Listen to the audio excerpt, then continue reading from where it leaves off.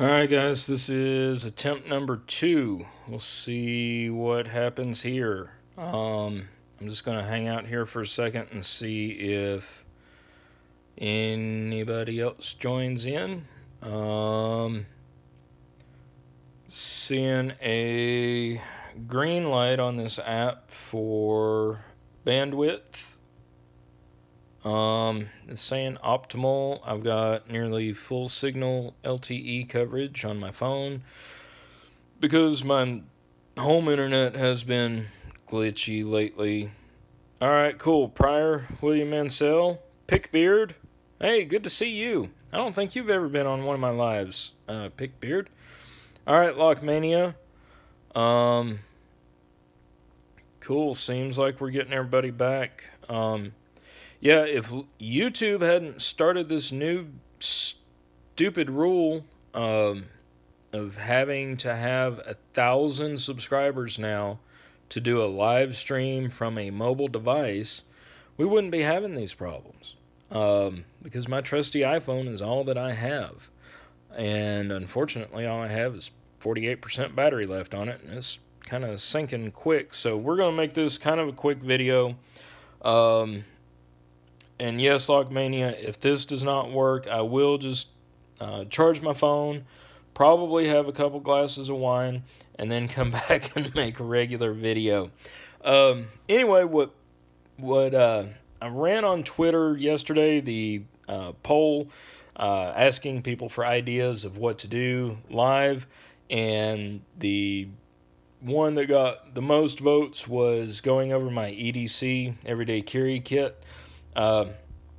And, you know, you guys know that I'm a police officer. My uniform pants, I've got cargo pockets on the legs of the trousers, and they have inside of those cargo pockets, they're individually sewn pockets that are about this wide. And this case from my original pick kit, the PXS 14, fits perfectly in there. So I always have this kit with me. This case is awesome, by the way. This case is worth the money paid for it. So this is what I carry now. I'll pull these out over here. I have them separated between picks and tensioners and other tools. So I'll just go over that real quick. You can see even still, I've had this case for 2.5 years now, and you can see that that's about all the wear on the inside, front and back. Lockmania, I drink port. It's fortified. Anyway, all right, let's start with the tensioners. I don't keep much over here. I'll start with this guy first because at the time that I bought this, this is the Sparrows Mini Gem. I thought it would be great, but unfortunately it's a little too thick, and it's also only good on doors that were improperly installed. In other words, doors that don't have the little dead latch feature. You know, you can't wedge it in there and open it up. Some of them you can. Hey, JM, Marty, and Mad Hatter. King Street Rob, glad you're back. Just going over my everyday carry kit. Trying to get this before my battery goes dead, because apparently this app likes to eat battery. Anyway, this guy, the only reason why I still have this guy in my kit, hey Keymaster, is because Murphy's Law says that as soon as I take it out, I'll actually need it, and as long as I have it, I will never need it, and it will only take up room. So anyway, there's that. My tensioners, I carry a couple different ones. I'll probably thin these out. First and foremost that I use the most in the field, let's see, yeah, Pickbeard, the Mini Gem, it doesn't do any good really over here. Bottle opener, yeah, that's about what it'll be eventually, I believe. This tensioner I got in one of the little Chinese kits, just put some heat shrink on it, and I twisted one end of it 90 degrees so that I could use it as top of the keyway. Um, and then I also have it regular on this end for bottom of the keyway tension. I probably use this more than anything. Um, this is the second most used tensioner I have, just a regular quarter twist bottom of the keyway. Bottom of the keyway is your friend in the field. Um, I've got this guy. I'll probably take him out actually, just to make room. It's just sort of redundant. I think it's a little thinner than this one that I have. If you can see that. But anyway, this one's homemade. Again, it's a little narrower, but it's still thick. Um, and then I have this really tiny, thin one that I made. Yeah, the foot opener. I like that, Logmania. Hey, Fred Flintstoner. Um, okay. All right, Pryor, see that? Night Owl, glad you're back. Hopefully this will be all right. All right, Dez, which tension are you talking about? This one or one of these others? All right, Lockmania, hang in there. I'm still showing a green light on my end. Night Owl, thank you for tweeting for me. I don't know what's going on with this thing, but if somebody can like help me to like get through this, because I do not have a laptop, and um, you know budgeting is just really tight right now with the move, which I'll be moving here in a couple weeks, hopefully. Um, anyway, and then I do carry this 50 thousandths top of the keyway pry bar that I keep in there. So onto my picks, I keep two little probes. I don't know why I keep both of them, but this one's a little bit thinner. All right, Fred, glad to see that it looks all right from there. And yes, Daz, it is pure mayhem. Anyway, I keep these two little probes in there. Again, just because one might need to be thicker and one might need to be a little bit thinner. I don't know. Redundancy. Again, I'll probably pull this one out. This pick's pretty cool. This one was made and given to me by Pick a Winner. He used to be in the lock sport community, and I have the feeling he still is kind of around. He just doesn't comment anymore. But it's sort of like the Tag 5 Industries picks, which are meant to be held like this as a hook. So I've actually done some practicing with this, and I like it, but I'm not used to it. So might see this guy again pop up in the future. This is my little triple wave rake from a Chinese kit, cheap Chinese. And yeah, Night Owl, they're bathroom and closet door openers. Anyway, this is probably the best rake that I have. I've had more success with this. Yeah, William, I see that. It's a Google conspiracy, especially because I have an iPhone. That's why. And I refuse to switch to Android. Anyway, but yeah, this guy works great for me. I just sanded him down, put some heat shrink on there.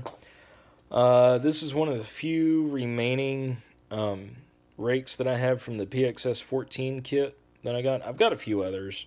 They're just kind of scattered about, but this is the triple peak or snake rake. And Night Owl, I appreciate you tweeting for me, because I can't do that at the same time I'm doing this. Thank you.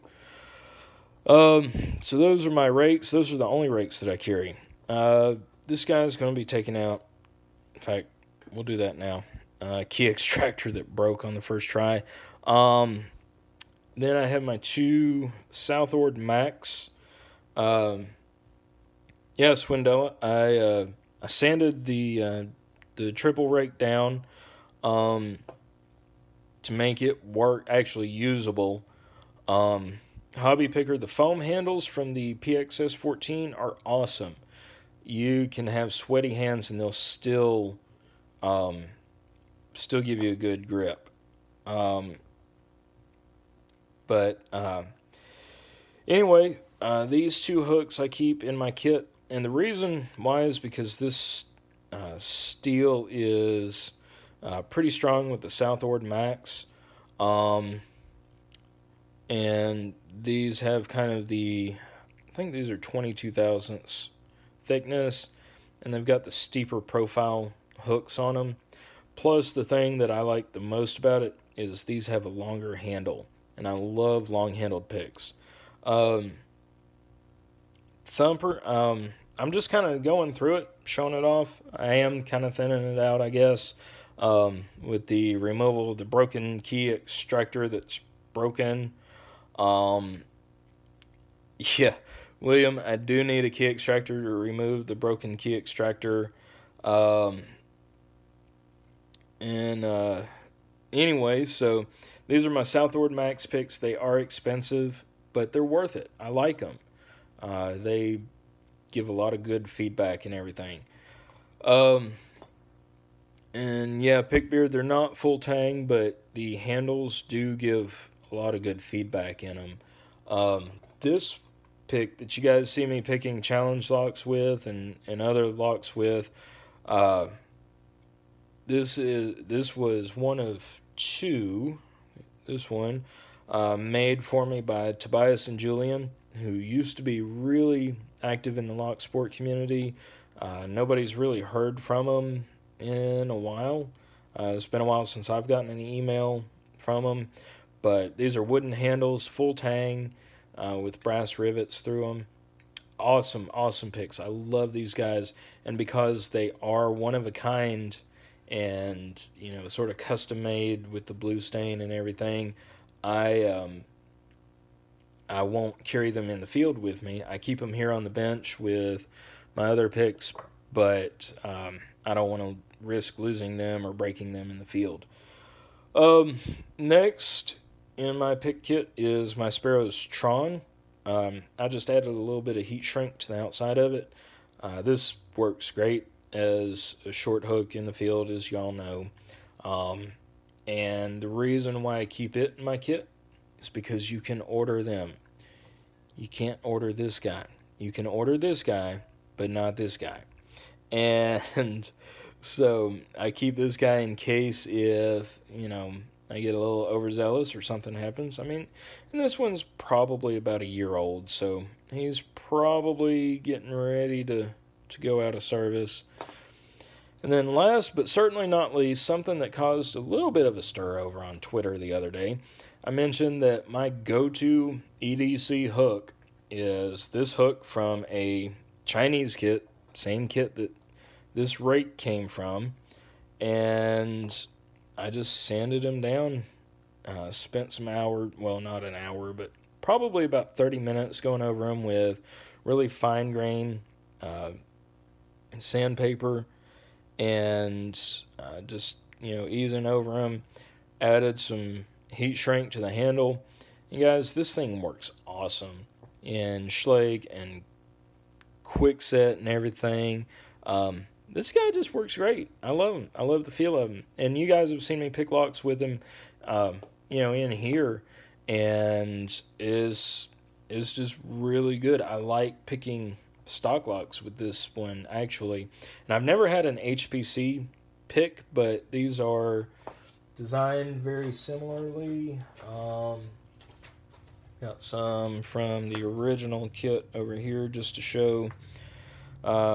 They've got the laminated steel handles, but yeah, I mean, just as long as you sand this down to where it looks like this.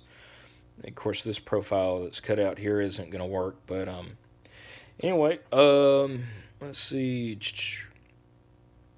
JWRM22. How often do I get to use picks in the field? Not really that often. More than often when I use them in the field while I'm working, that is because somebody that I work with has probably lost a key and locked themselves out, or we find something that is unsecure that should be secure, and instead of having to wait for maintenance or a property manager to show up, sometimes, depending on what it is, it is quicker and easier for me to sort of work some magic and lock it back up. I've used them going after a suspect. One time, actually, we had somebody who ran into a fitness center. He was trespassing, ran into the fitness center of an apartment complex, went into the bathroom, locked it from the inside. It was a keyed entry lock, and it was Schlage keyway. And, of course, he wasn't going to open the door when he knew there were several officers outside, waiting for him. We knew he was trespassed. We told him to get off the property earlier in the evening.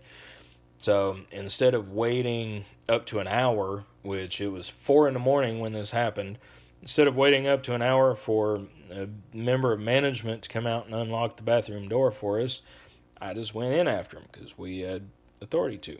But anyway, that's about it. All I get to pick in the field, as far as in the line of work. Let's see, hobby picker. I agree with you that the Chinese picks can be pretty good. Let's see, and buy a fairly expensive set for your first pick set. Actually, the PXS 14 over here, I spent I think it was like $28 on it, including shipping and handling. Let's see. Thumper, yeah, I remember seeing your video where you showed those from Jason. I've got 2 picks over here from Fast Charlie that I showed a while back, and they're thin, and I don't want to damage them. I'll find a lock that I can use them on to open, but I'm just scared because they're so thin and because I use such a sort of heavy-handed tensioning technique that, I would break them. Pick beard, I do agree with you on a lot of times tensioners are more important than picks. If you remember way back when, that Tesa cylinder that you gave me, which, by the way, I believe Squint still has that Tesa cylinder. Tensioning was everything with that guy. It didn't matter what pick I chose. It was the tensioning on it that really mattered, and in the end, got it open. And the other reason why you should have more than 1 or 2 tensioners in your kit is for picking in the field. And I know Night Owl will definitely back this up. Rune, Jason Meeks, all you guys who are locksmiths out there know that you're not sitting, at a comfortable angle, at your bench, and where you can, with the top of the lock, or the lock in the orientation that you're used to picking, I should say. In other words, it's either upside down or right side up. But anyway, you guys know what I'm saying. You don't always get to pick that, which orientation it's in when you're in the field. And it could be, sideways, could be, where you have to reach around something. So you need a good tensioner selection. Let's see. Let's see. Fred, all my favorite picks are homemade by others. I have one from T&J. Wow. Fred, you're lucky to have one from T&J. Let's see. Lockmania, Southord. Southord, I got just the basic ones. Other than these Southord Max, and I loved them. They survived me learning how to tension, and I learned how to tension from Lockpicking Lawyer, and we all know that, he lays the tension on it. Let's see. Think JWRM 22. Think lockpicking is useless for patrolmen in mainland Europe. They'll not be able to pick anything beside the basic locks. Here, lockpicking definitely is not going to be a first line option in a lot of law enforcement situations where we need to get past a lock. It's not practical for time and safety both. You just don't do it. Let's see here. Let's see. Yeah, night owl when they're sideways or wobbly or spinning around. One of the longest picks that I ever had, time that it took me to pick a lock was once when I locked myself out of my apartment here. And on the deadbolt cylinder, I was able to pick in, 30 seconds. It's a quick set. The one that was in the knob kind of sits loose, and the knob was sort of loose in there. And it took me literally 20 minutes to get that guy picked open. So, yeah, I know. Anyway, so guys, I appreciate y'all sticking through me. All these technical difficulties. Night Owl, thank you for retweeting Rune. Everybody else, thank you for joining, back in and coming back to find me. And thank you to everybody who subscribed to me for the first time today. Videos are going to be kind of scarce the next few weeks because I'm buying a house and, going to be moving. Let's see, I close on it on the 17th is when I close. So probably after the 17th, I know that's Easter weekend. I probably won't be making any videos, really. But once I get settled down and moved into the new shop, which I'm going to show you guys the new shop once I get there. It's going to be awesome. You guys are going to help me set it up. But anyway, so I appreciate everybody coming in here, and hopefully we'll find a better workaround for the live stream than this app, which seems to eat battery and bandwidth. But I really do appreciate you guys coming in here. I will be over on Twitter. Twitter's easy for me to access when I'm at work. Other methods aren't. I can't, be on YouTube when I'm there at my current assignment. At least it's really difficult to. But anyway, everybody, I appreciate you joining in. Thanks, Hobby Picker. Appreciate that. It's going to be an adventure. Daz, thank you. And, I'm going to, like I said, share that with everybody. It's just going to be a process. Thank you, Lock Pickings Gal. Jimmy G, Fred, King Street. Appreciate that. But anyway, I appreciate each and every one of you, Lockmania. And thank you again for all your help. I'll probably try to do another live stream next Saturday if I can. So if there's anything that you want to see, just shoot it to me over on Twitter or leave it in the comments of this video after it's posted and resolved and everything.